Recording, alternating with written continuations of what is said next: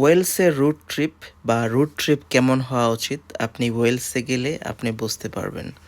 আমি দেখতেছেন আমি ওয়েলসে গিয়েছিলাম। ওয়েলসের রুট ট্রিপ আপনি যদি দেখেন তাহলে আপনার ওয়েলসের রুট ট্রিপ আপনি ভুলতে পারবেন না।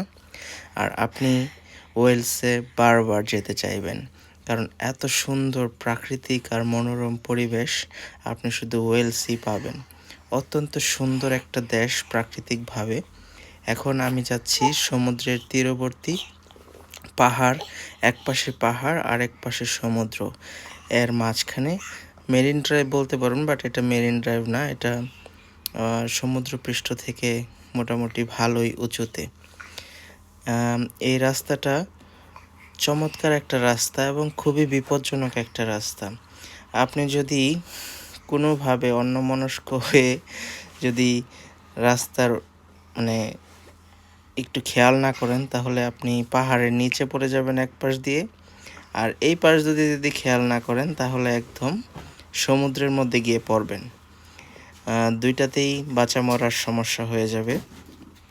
আর এখন এই জায়গাটা যেটা দেখতেছেন এটা হচ্ছে গিয়ে সমুদ্রপৃষ্ঠ থেকে কম হলেও 500 ফিট উপরে দিয়ে ড্রাইভ করছি।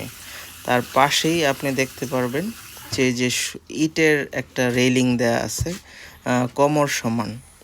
তো এই ইটের রেলিংটা সেফটির জন্য দেয়া, কারণ এটা ভেঙে পড়লে একদম সমুদ্রে গিয়ে পড়তে হবে।